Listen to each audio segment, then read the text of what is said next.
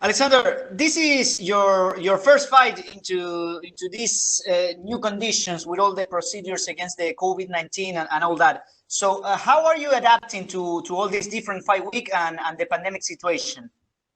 I mean, it's something new for all of us, you know. We are dealing with this pandemic for a couple of months, and I mean, it's everything takes longer, you know, a lot of paperwork, and this is sometimes a headache. But in the end of the day, a fight is a fight, you know. Fighting without a crowd, it's okay for me, you know.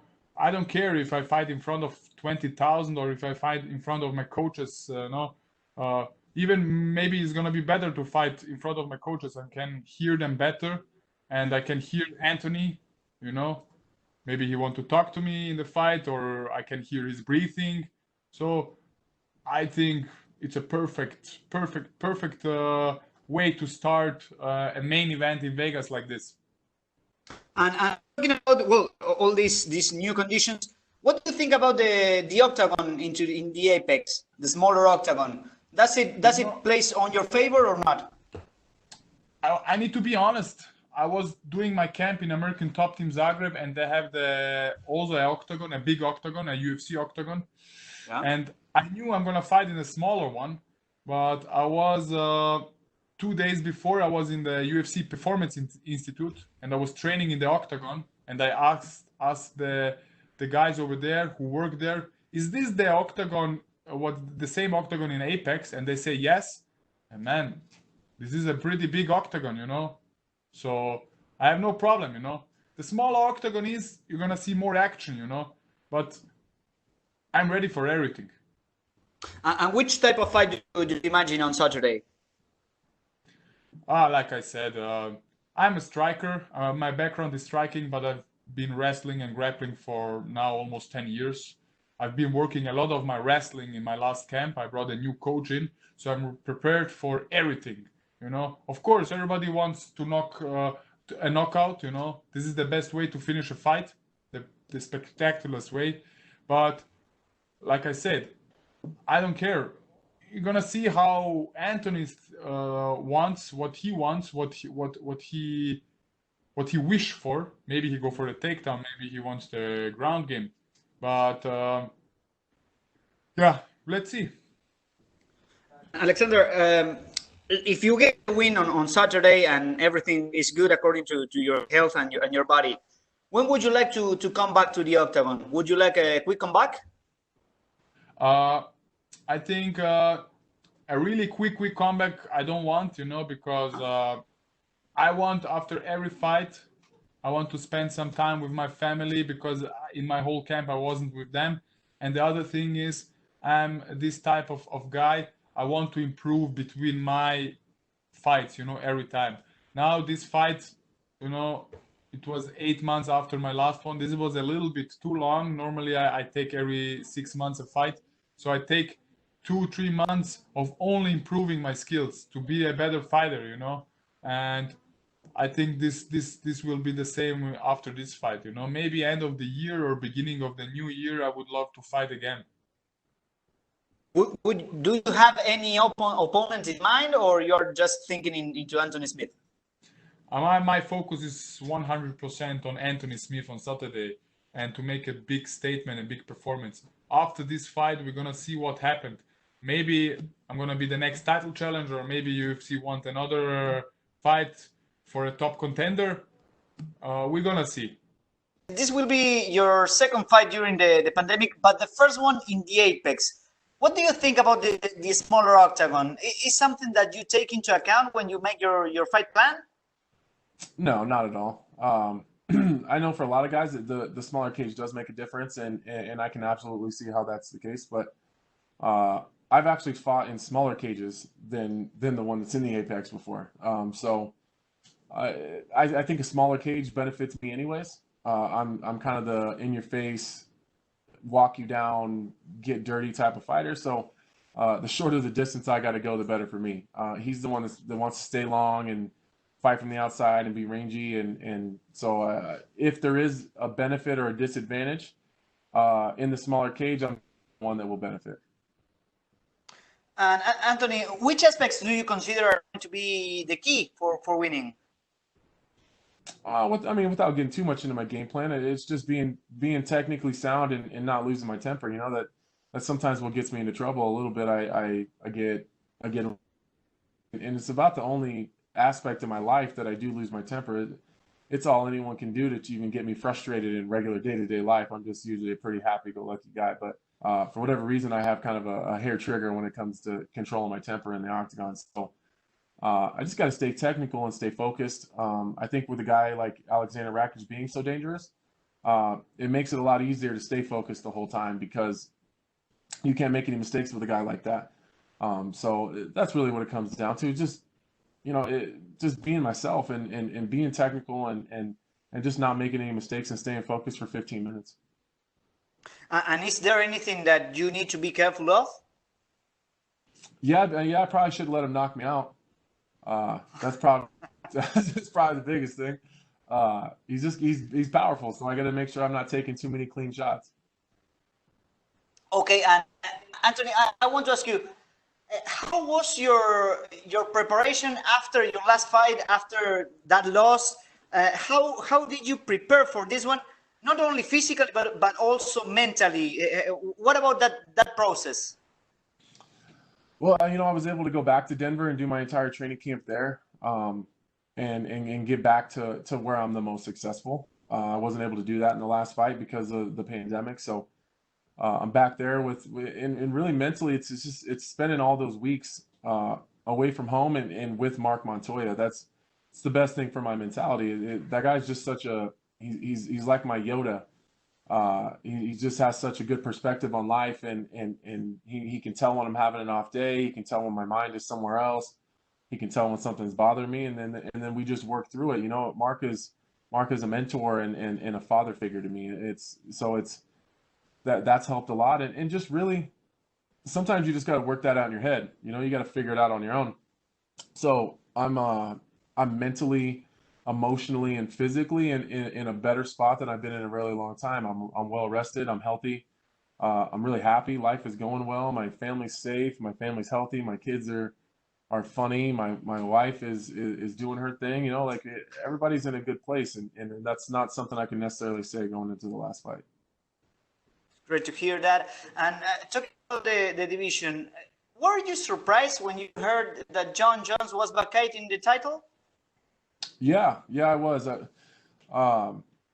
Jon Jones is kind of one of those guys, when he gets something, you're going to have to peel it out of his cold, dead hands to get it back from him, which is the mentality that makes him so great. You know, once he's got something, it's his, and you're gonna have to take it from him. So that was a cool look into where Jon Jones is at personally, where he was willing to make the type of decision that doesn't necessarily benefit him that much, and it does benefit a lot of other people. As you know, I'm not typically the guy that's got a whole bunch of nice things to say about Jon Jones, but that's a noble thing to do, and he could have held on to that title for a long time and gone up to heavyweight and done his thing, and you know, talked about coming back down and not coming back down and drag everybody out for a long time. But he didn't do that. So, you know, it was a surprise to me, and I think that says a lot of positive things about where Jon Jones is right now in his life, and it was a cool thing. And how do you think he will do at heavyweights? Well, Jon Jones is the best in the world, man, and that's not just in my weight class. That's across all weight classes. I think there's some interesting challenges that are at heavyweight for him. Aside from the top 3 guys, maybe. I think Jon Jones does whatever he wants to any other heavyweight in the division. I think, you know, your guys like Francis Ngannou, Curtis Blades, Stipe. I think those guys create some interesting problems for him. Just some of them in size, some of them in power and mobility. So, you know, some of them in just their body types, and some of them in their skills. And I think those 3 guys create some interesting problems for him. But I'm not, you know, Jon Jones can beat any of those guys.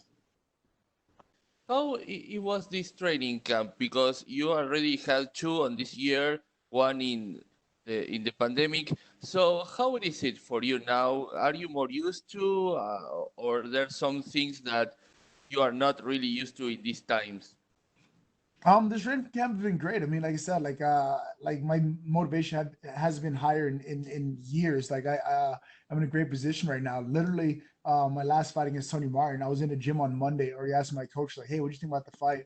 Where do you think I can improve? What do you think I should work on?" And putting the work in. So whether it was Jeff Neal, Robbie Lawler, or whomever else, I was then prepared to go out there and just show a more evolved, better version of myself from my last fight already. So it wasn't.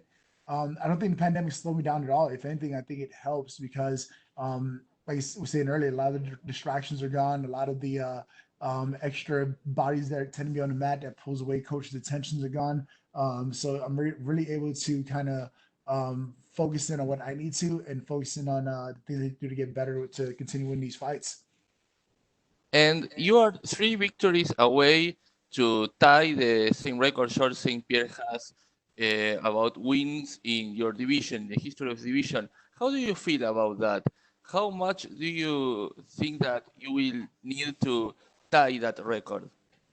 It feels great. Like I was saying earlier, like this whole process is unfolding great. I mean, going from a 19-year-old kid walking on the mat trying to figure this thing out to being where I'm at now, where I'm fighting guys who are legends in the sport. I'm having wins over guys who are former champions, and I'm being put in the same category of guys who are considered the greatest of all time in the sport. I mean, it is lets you know I'm doing the right things and I'm working in the right direction. I mean, it's one of those weird things that everyone looks at success like this, like straight path to the top or whatever, but it's filled with deep valleys and hills and that kind of thing, and there's some low points in it. But overall, if I look back the last 8 years I spent with the UFC, I made a steady climb to the top, and I can't wait to see what this is going to be like when it's all over.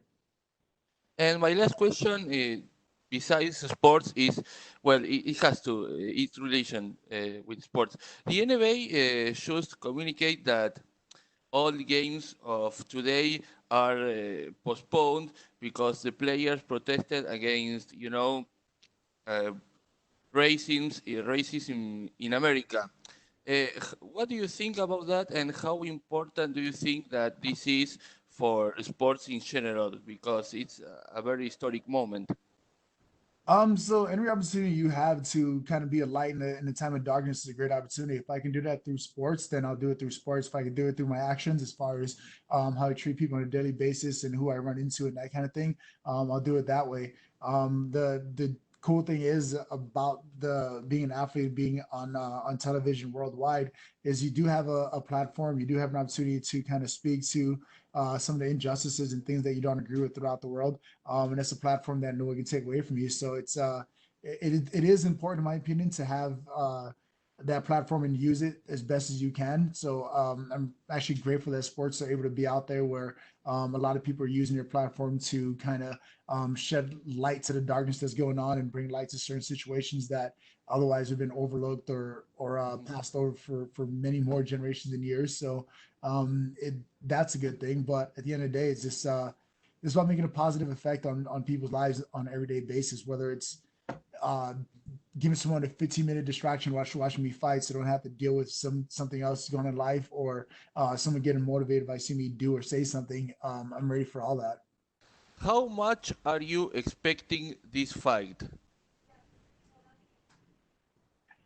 Întrebarea lui este cât de mult ai așteptat lupta asta? Păi am așteptat-o exact după ce s-a terminat prima luptă a noastră. De atunci o aștept. Chiar din secunda când referile au oprit lupta. De atunci o aștept a doua. And your strategy will be the same that you had on the first fight, or did you change something in your fight game to this Saturday? Strategia ta pentru această luptă va fi exact ca lupta precedentă sau ai ceva schimbări, adică altă strategie de luptă? Schimbări, doar schimbări. Asta ne face cel mai bun. Yes, guys, of course, changes makes us makes a difference, and makes us better than yesterday. So, of course, I have changes, and you're gonna see my changes on Saturday night. And my final question, what do you think about your division now that Sean Jones have moved on? Nu văd mari schimbări, că a fost John Jones sau noi. Eu știu cu încetul centura o să fie a mea, dar știu una, că centura va merge de mână acum. Thank you, and Pe umărul ăsta să fie centura. Yeah, on my shoulder it's coming. Gracias por visitar Somos MMA en YouTube. No olvides suscribirte a nuestro canal y activar las notificaciones para seguir disfrutando de nuestro contenido.